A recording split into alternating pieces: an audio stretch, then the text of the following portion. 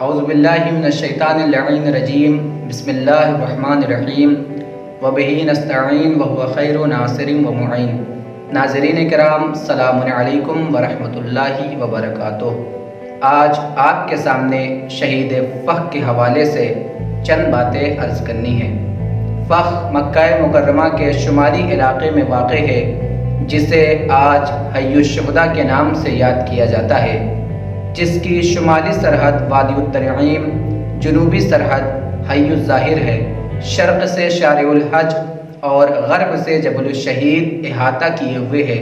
آج ہم اس مظلوم شخصیت کے بارے میں گفتگو کرنے جا رہے ہیں جن کا بہت کم ذکر کیا جاتا ہے۔ شہید فخ حسین ابن علی ابن حسن مثلث۔ یہ نام تاریخ کے دامن میں تو تحریر ہے، لیکن زبازد خاص و عام نہیں۔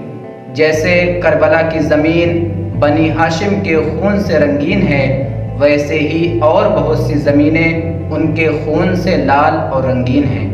امام حسن علیہ السلام کی اولادیں جگہ جگہ دفن ہیں کہ جو اپنے وقت کے ظالم حاکموں کے خلاف قیام کرتے رہے۔ یہ کربلا کی شہادتوں کا اثر تھا جس نے ظالم حکومتوں کے خلاف قیام کرنے کی ہمت بخشی، جس نے موت کے خوف کو ختم کر کے اصل زندگی کے مقصد کو بتایا، جس کی وجہ سے ذلت کی زندگی موت سے بدتر لگنے لگی۔ شہید فخ ان بہادروں اور شہداء کی فہرست میں شامل ہیں جنہوں نے بنی عباس کی ظالمانہ حکومت کے خلاف پرچم مخالفت لہرایا۔ یہ تن و تنہا شہید نہیں ہوئے، بلکہ ان کے ساتھ بنی ہاشم کی ایک جماعت مظلومانہ طور پر شہید کر دی گئی۔ یہ بنی ہاشم تھے جو بنی عباس کے ظلم و ستم کو دیکھنے کے بعد ہرگز خاموش رہنے والے نہیں تھے۔ جن دنوں بنی امیہ اور بنی عباس کے انسان نما جانور تخت نشین ہو کر شراب نوشی کر رہے تھے، خاندان پیغمبر کے افراد ان کے مظالم کے خلاف قیام کے جرم میں زندانوں اور قید خانوں میں سختیاں جھیل رہے تھے، موت کو گلے سے لگا رہے تھے اور تاریک زندانوں کو عبادت خداوندی سے روشن و منور فرما رہے تھے۔ ذکر الہی ان کے لبوں کی زینت بنا ہوا تھا، ان کے قلوب عشق معبود سے لبریز تھے۔ دوسری جانب مظالم کا سلسلہ جاری تھا، اور اسی سلسلے میں ایک نام ہادی عباسی کا بھی ہے کہ جس نے اپنے اجداد کی پہچان یعنی ظلم و ستم کو مٹنے نہیں دیا۔ اس کے دور خلافت میں آل علی علیہ السلام کو یا تو شہید کر دیا جاتا یا زندان کی سختیوں کے سپرد کر دیا جاتا، اور یوں گوشہ نشینی اور گمنامی ان کا مقدر بن جاتی۔ یہی وجہ تھی کہ وارثان شجاعت و شہادت مدینہ منورہ میں جمع ہوئے اور قیام کا ارادہ کیا۔ عباسی نے عبدالعزیز کو والی مدینہ مقرر کیا کہ جس نے ہر ممکن ظلم و ستم کیا۔ ہر سال کی بنسبت اس سال شیعہ زیادہ تعداد میں عازم سفر حج ہوئے۔ 70 افراد علویوں سے ملاقات کے لیے مدینے آئے اور خاص طور پر شہید فخ حسین ابن علی سے ملاقات کی۔ اس ملاقات کی خبر عبدالعزیز کو ہوئی تو اس نے خطرہ محسوس کیا اور مظالم میں اضافہ کر دیا۔ دوسری جانب علویوں کی استقامت اور پائیداری میں بھی اضافہ ہوتا گیا۔ بالآخر 23 علویوں اور ان کے چند ساتھیوں نے قیام کا آغاز کر دیا اور شہر مدینہ ان کے زیر تسلط آ گیا۔ شہید فخ حسین ابن علی نے موقع کو غنیمت جانتے ہوئے ایک لشکر مرتب کیا، اور عبدالعزیز نے اپنے بزرگوں کی طرح مدینے سے فرار اختیار کیا اور علویوں کے اس اقدام سے ہادی عباسی کو مطلع کیا۔ ہادی عباسی نے محمد ابن مسلم کی سرکردگی میں ایک لشکر مکہ مکرمہ کی جانب روانہ کیا۔ ادھر شہید فخ اپنے 300 ساتھیوں کے ساتھ سفر حج کے لیے روانہ ہو گئے۔ 8 ذی الحجہ 169 ہجری کو مکے سے 1 فرسخ کی دوری پر دونوں لشکر آمنے سامنے آ گئے۔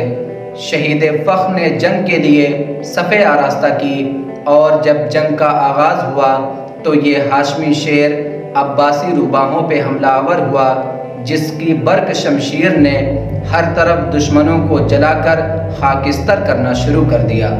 آپ کے انصار میں سر فہرست سلیمان بن عبداللہ محض، عبداللہ بن اسحاق بن ابراہیم اور حسن ابن محمد کے نام آتے ہیں، جنہوں نے آپ کی رکاب میں جنگ کر کے مقام شہادت حاصل کیا۔ جنگ کے دوران ایک شقی حماد ترکی نے ایک تیر آپ کی جانب روانہ کیا، جو آپ کی شہادت کا باعث بنا۔ ہادی عباسی کے لشکر نے باقی افراد کو اسیر کر لیا اور 100 سے زائد شہدائے ارض فک کے اجساد مبارکہ سے سروں کو جدا کر دیا، جن سروں کو اسیروں کے ہمراہ ہادی عباسی کے سامنے پیش کیا گیا اور اس نے باقی افراد کے قتل کا بھی حکم صادر کر دیا۔ شہدائے فک کے لاشوں کو ٹکڑے ٹکڑے کر دیا گیا، جن کے لاشیں زمین فخ پہ 3 روز تک بے گور و کفن پڑے رہے۔ آپ کی شہادت کی خبر جو ہی عبدالعزیز کو ہوئی تو اس نے آپ کے گھروں کو جلانے اور مال و اسباب کو لوٹنے کا حکم دیا۔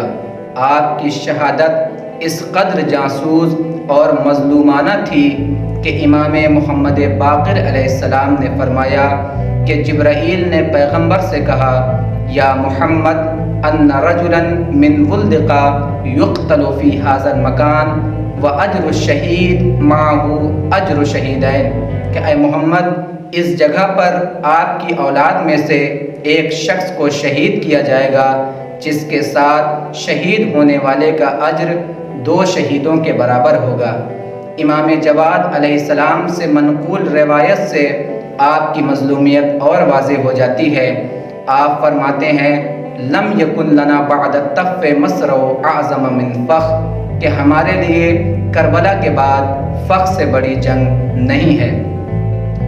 اہل بیت رسول پہ مسلسل مظالم ہوئے اور شہداء کی فہرست طویل ہوتی چلی گئی، لیکن جب جب ائمہ معصومین علیہ السلام کے سامنے لفظ کربلا آیا تو گویا انہیں اپنے درد اور غم کا احساس نہیں رہا۔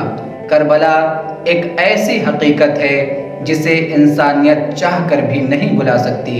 کربلا میں ہونے والے مظالم کا اندازہ کرنے کا اگر ارادہ کریں تو امام حسن علیہ السلام کا وہ جملہ سامنے آ جاتا ہے، لا یوما کا یوم کا یا ابا عبداللہ، کہ جسے سن کر تارہ فکر اپنے پروں کو سمیٹ کر عاجزی کی شاخ پر آ بیٹھتا ہے۔ وآخر دعوانا ان الحمد للہ رب العالمین۔